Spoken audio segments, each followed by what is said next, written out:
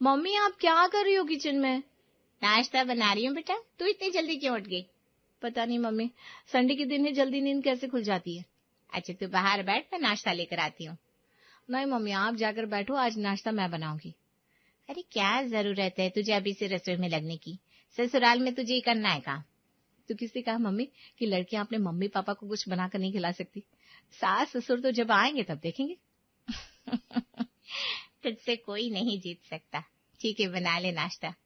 किरण रसोई से बाहर निकल जाती है और साक्षी नाश्ता बनाने लगती है। अरे नाश्ता दे दो अब तो, आज व्रत करवाओगे क्या? आज आपकी लाडली बना रही है नाश्ता, थोड़ा इंतजार कीजिए। अच्छा, मतलब तारीफों का पिटारा खोलना पड़ेगा अब तो। थोड़ी देर में साक्षी ढोकला बनाकर ले आती है। लीजिए मम्मी पापा, साक्षी के स्पेशल ढोकले। और क्या दाम है इसका भाई? बस प्रॉपर्टी पर मेरा नाम। बस इतना सस्ता? तेरे हाथ के खाने के लिए तो बेटा मैं सारी दुनिया की जमीन तेरे नाम कर दूं। हाँ, जैसे सारी दुनिया की जमीन आपके चाचा की है ना। अब आप लोग मजाक बाद में कीजिए, पहले नाश्ता कीजिए, और आज का खाना भी मैं ही बनाऊंगी। अरे मैं तो बताना ही भूल गया। क्या बताना भूल गए? आज गांव से निर्मला काकी और महेश काका आ रहे हैं, उन्हें कुछ काम है तो थोड़ी देर यहीं रुकेंगे। ये बात आप अब बता रहे हैं। अब मैं घर साफ करूं कि मेहमानों के लिए खाना बनाऊं? खाना मैं बना दूंगी मम्मी, आप उसकी चिंता मत करो। ठीक है, तो फिर मैं घर की साफ सफाई कर लेती हूँ। दोपहर को मेहमान घर आते हैं, साक्षी उन्हें खाना परोसती है। साक्षी के हाथ का खाना खाकर निर्मला काकी और महेश काका बड़े खुश होते हैं। अरे वाह, इतना स्वादिष्ट खाना बनाना सीख गई है साक्षी। अपने ससुराल वालों के दिलों पर तो राज करेगी राज। लड़का देखना शुरू किया कि नहीं? बेटी की शादी की उम्र हो चुकी है अब तो। हाँ हाँ देख रहे हैं, जैसे कोई अच्छा लड़का मिलेगा बस हाथ पीले कर देंगे। पापा अब फिर मुझे घर से भगाने की प्लानिंग में लग गया। अभी मुझे शादी नहीं करनी। वो तो जब लड़का मिल जाएगा तो तेरा भी मन बन ही जाएगा। ये ले, इतना अच्छा खाना खिलाया। अरे इसकी क्या जरूरत थी? आशीर्वाद समझ के रख ले बेटा, ऐसे मना नहीं करते। साक्षी आशीर्वाद में मिले पैसे पाकर बड़ी खुश होती है, लेकिन उससे ज्यादा खुशी उसे अपने बनाए खाने की तारीफ सुनकर हो रही थी। अरे सुनती हो? हाँ जी, चिल्ला क्यों रहे? आज मैंने लड़के वालों को घर बुला लिया है, सारी तैयारी कर लेना। ठीक है, ये आपकी ना बिल्कुल एंड टाइम पर बताने की आदत से मैं बड़ी परेशान हूँ। अरे क्या करूं मैं भी तो भूल जाता हूँ। ठीक है, कहीं ऐसा मत करना बेटी की शादी तय भी कर दो और हमें शादी वाले दिन ही पता चले। नहीं नहीं, तुम रोज मुझसे तारीख पूछती रहना। अब छोड़ो ये बातें, मुझे बहुत काम है। शाम के वक्त लड़के वाले रिश्ता लेकर साक्षी के घर आते हैं। बेटी तो बड़ी प्यारी है बहन जी आपकी। हमने तो फोटो देखकर ही मन बना लिया था कि अब रिश्ता पक्का करके ही लौटेंगे। हमारी बेटी खाना भी अच्छा बना लेती है। बेटा इनको समोसे दो। अभी लाती हूँ मम्मी। साक्षी किचन में जाती है और उसके पीछे पीछे विकास की बहन नेहा भी आती है। आपको कुछ चाहिए? नहीं भाभी, उन सब के बीच में बोर हो रही थी तो सोचा आपके पास आ जाऊं। आपको कोई प्रॉब्लम नहीं है ना? अरे नहीं नहीं, मुझे कोई प्रॉब्लम नहीं है। लीजिए आप भी समोसे खाइए ना। हाँ दीजिए। नेहा साक्षी के बनाए समोसे खाती है और कहती है, समोसे तो बहुत अच्छे बने, पर हमारे घर में ना कोई इतना ऑयली खाता नहीं है। वैसे आपको खाना बनाने का इतना शौक है तो हमारे किचन में बहुत मजा आएगा आपको। अच्छा? हाँ, हमारा किचन बहुत बड़ा है। आपके जैसे किचन के तो 4 किचन आ जाएंगे उसमें। साक्षी नेहा की बातों को सुनकर समझा जाती है। अरे आपको बुरा तो नहीं लगा ना? मैं बस मजाक कर रही थी। नहीं नहीं, मुझे बुरा नहीं लगा। चलिए ना बाहर चलते हैं। साक्षी और नेहा बाहर आते हैं। नेहा बेटा, अपनी भाभी को बोलो आप तैयार रहे हमारे घर आने के लिए। अच्छा, सब कुछ तय हो गया लगता है। हाँ ठीक है भाई साहब, शादी की तैयारियों में लग जाइए अब तो आप भी। जरूर जरूर। साक्षी की शादी विकास से तय हो जाती है और 1 महीने में ही साक्षी अपने ससुराल आ जाती है। वाह, ये घर तो बहुत बड़ा है। भाभी घर छोड़िए, मैं आपको किचन दिखा देती हूँ, चलिए। अरे अभी तो बहू आई है, इसे पहले अपना कमरा देखने दे, किचन बाद में दिखा देना। ठीक है मम्मी, जैसी आपकी मर्जी। आपकी बहू है, मेरी क्या ही चलेगी अब। लो मम्मी, लग गया इस नकचड़ी को बुरा। जा ले जा, पहले किचन ही दिखा दे बस। नेहा हंसते हुए साक्षी का हाथ पकड़कर उसे किचन दिखाने ले जाती है। अपने ससुराल की किचन की चमक देखकर साक्षी की आंखें भी झगमगा जाती है। देखा भाभी, मैंने कहा था ना, मॉड्यूलर किचन है हमारा। अब आप यहाँ खाना बनाओगी, आपको भी अच्छा लगेगा। हाँ ननद जी, वो तो है। अभी आप आराम करो, शाम को पहली बार कुछ बनाओगी ना तब आना यहाँ पर। ठीक है। साक्षी अपने कमरे में आ जाती है और शाम के टाइम उसकी सास उसे किचन में बुलाती है। बहू, आज तुम पहली बार यहाँ खाना बनाने वाली हो, चलो पहले कुछ मीठा बना दो। जी मम्मी जी। साक्षी गैस पर कढ़ाई चढ़ा देती है और इधर उधर देखने लगती है। क्या देख रही हो बहू, गैस जलाओ ना। वो मम्मी जी, लाइटर नहीं दिख रहा है मुझे। अरे भाभी, ये हमारा किचन है, आपकी मायके की रसोई नहीं है। मतलब मैं कुछ समझी नहीं। मतलब ये कि इस गैस को चालू करने के लिए लाइटर की जरूरत नहीं होती। ये देखो, आप बस गैस का नॉब घुमाओ और गैस चालू। हो समझ गई। हाँ, अब तू जल्दी जल्दी इस किचन में काम करना सीख ले, आसानी रहेगी। आप लोग बैठिए, मैं कुछ बना कर लाती हूँ। मैं अपने कमरे में जा रही हूँ, जब खाना बन जाए तो बता देना। जी ननद जी। साक्षी किचन में अकेले काम करने लगती है। वो किचन की एक एक दराज को खोलती है और सामान बाहर निकाल कर रख लेती है। ये तो बन गया सूजी का हलवा, अब सबको बुला लेती हूँ। साक्षी हलवा डाइनिंग टेबल पर सजा देती है और सभी को आवाज देती है। मम्मी जी, नेहा दीदी, विकास जी, आप लोग बाहर आ जाइए, हलवा तैयार है। अभी आ रहे हैं बहू। जल्दी जल्दी से प्लेट में लगा देती हूँ, सबको पसंद आना चाहिए, आखिर मेरा स्पेशल हलवा है ये। साक्षी हलवा सजाकर सभी के आने का इंतजार करती है। तभी उसकी ननद नेहा की आवाज आती है। भाभी, मुझे मेरे कमरे में ही दे दो। हाँ यार, मैं भी थोड़ा बिजी हूँ, मुझे भी कमरे में ही दे जाना। ठीक है। साक्षी सभी को उनके कमरे में जाकर हलवा देती है। अरे मैं भी यही कहने वाली थी, अच्छा हुआ तू यहीं ले आई। सुन बहू, शाम को ना थोड़ा हल्का खाना ही बनाना। जी मम्मी जी। साक्षी के चेहरे का रंग उड़ गया। वो किचन में आ गई और खाने की तैयारी करने लगी। थोड़ी देर बाद उसकी सास भी किचन में आई और किचन की हालत देखकर साक्षी से कहा, बहू ये क्या हाल बना दिया तुमने मेरे किचन का। क्या हुआ मम्मी जी? ये सारे मसाले के डब्बे, तेल और बर्तन, ये सब यहाँ क्यों फैला रखा है? वो मम्मी जी, मुझे कुछ मिल ही नहीं रहा था तो मैंने सब सामने निकाल कर रख लिया। नहीं नहीं बहू, पता भी है तुम्हें, हमने सबसे ज्यादा अपने किचन पर ही खर्चा किया है, और तुम ऐसी हालत बना दोगी तो कोई देखने वाला क्या सोचेगा। मम्मी जी, किचन में काम तो हमें ही करना है, तो अपने हिसाब से किचन होनी चाहिए ना। बहू ये रसोई नहीं है जहाँ एक सामान यहाँ लटका दिया दूसरा वहाँ। ये एक वेल मेंटेन किचन है, इसको किचन ही रहने दो, जैसा था सब कुछ वैसे रख देना। ठीक है मम्मी जी। साक्षी किचन को समेटने लगती है और एक एक कर डब्बे बार बार निकालकर मसाले यूज करती है, जिस वजह से उसे खाना बनाने में काफी टाइम लग जाता है। खाना अभी तक बना नहीं है क्या?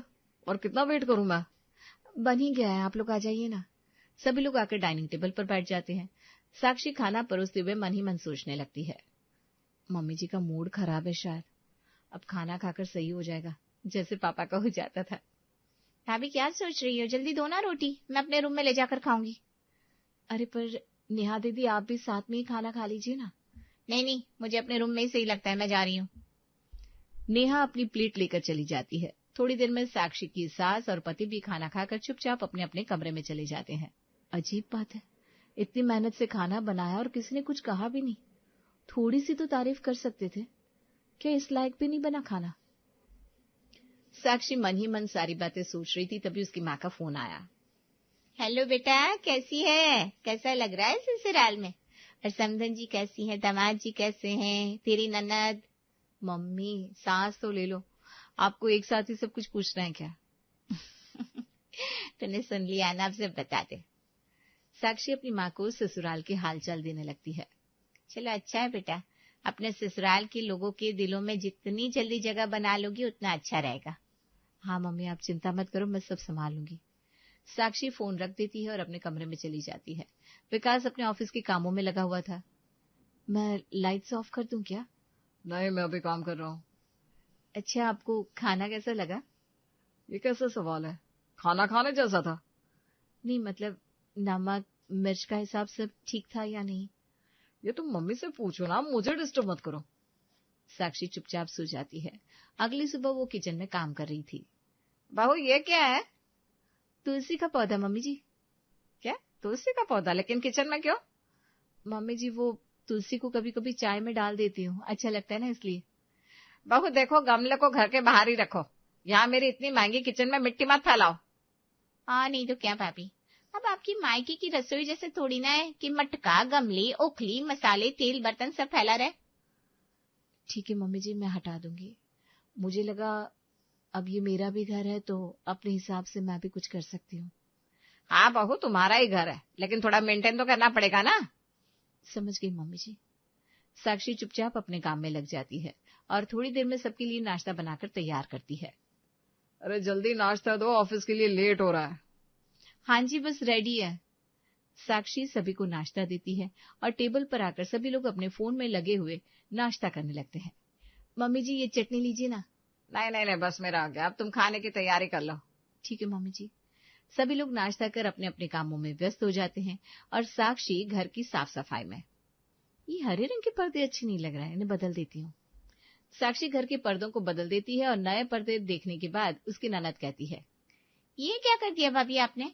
आपको पता भी है ये घर हमने इंटीरियर डिजाइनर से डिजाइन करवाया, उसने जहाँ जो चीज लगाई है, आपको क्या प्रॉब्लम है उससे? क्या हुआ, क्यों हंगामा मचा रही हो? मम्मी देखो ना भाभी ने क्या किया।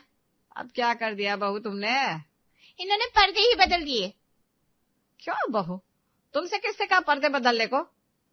किसी ने कहा नहीं मम्मी जी। तो फिर अपना दिमाग खाना पीना बनाने में लगाओ ना कि घर सजाने में। ठीक है मम्मी जी, अब कुछ चेंज नहीं करूंगी। एक स्टैंडर्ड है हमारे घर का, अब उसे ऐसा ही रहने दो, अपने घर की तरह मिडिल क्लास मत बनाओ। साक्षी को अपनी सास की बात का काफी बुरा लगता है। वो किचन में काम करती रहती है और मन से खाना बनाती है, उसके बाद भी लोग सिर्फ आकर खाते और अपने कामों में लग जाते। ये घर घर की तरह लगता ही नहीं है। यहाँ तो बस किचन दे दी है, खाना बनकर आएगा, पेट भरेगा और बस बात खत्म। साक्षी मन ही मन सोच रही थी, तभी उसके चेहरे पर मुस्कान आ गई। पर अब ऐसा नहीं होगा। अगले दिन से साक्षी सुबह उठती है और काम में लग जाती है। उसकी सास उसके सामने से बार बार गुजर रही थी। क्या बात है, बहू ने मुझे देखा नहीं क्या? आज ये मेरे पैर भी नहीं छू रही है। क्या हुआ मम्मी, बड़ी शांति सी लग रही है। और ये भाभी को क्या हुआ, इनका सर पर घूंघट क्यों नहीं है? माना कि हम मॉडर्न है, पर सर पर थोड़ा तो पल्लू रखना चाहिए। अब तू ना मेरा दिमाग खराब मत कर, मुझे बहू से बात करने दे। गीता साक्षी के पास आती है। बहू। जी मदर इन लॉ। क्या कहा? सिस्टर इन लॉ, आप जरा अपने लेग्स हटा लीजिए, मुझे पोछा लगाना है। मम्मी, ये भाभी इतने अजीब तरीके से बातें क्यों कर रही है? बहू मेरी बात सुन। मदर इन लॉ जी, बहू बहू क्या लगा रखा है आपने? हम स्टैंडर्ड लोग हैं, आपको डॉटर इन लॉ कहना चाहिए। हैं? क्या कहा? अच्छा वो सब छोड़, अभी तक चाय नाश्ता नहीं बनाया तूने? ब्रेकफास्ट रेडी है, आप लोग किचन से ले लीजिए। मैं लाती हूँ मम्मी। नेहा किचन से चाय लेकर आती है और गीता चाय देकर कहती है, ये क्या है इतनी काली चाय? मॉम, इसे काली चाय नहीं कहते हैं, ये ब्लैक टी है, हम जैसे स्टैंडर्ड लोगों के लिए। इससे सोसाइटी में हमारी इज्जत होगी। ओफो, मेरा तो सर दर्द हो गया। तू खाना बना ले, तब बाहर बुलाना मुझे। Okay mother in law. Sakshi अपने कामों में लग जाती है और दोपहर को खाने के टाइम पर वो पास्ता बनाकर रख देती है। अरे आज खाना मिलेगा कि नहीं? हस्बैंड जी, खाना इन द किचन, आप हॉट करके ले लीजिए। क्या कहा? अब मैं खुद लूं खाना? आप तो बस 2 बाइट सिखाते हैं, तो ले लीजिए ना अपने कैलकुलेशन से। कैलकुलेशन? हिसाब से भैया, ये भाभी को पता नहीं क्या हुआ है। यार तुम खाना ले आओ ना। नेहा पास्ता लेकर आती है। ये क्या?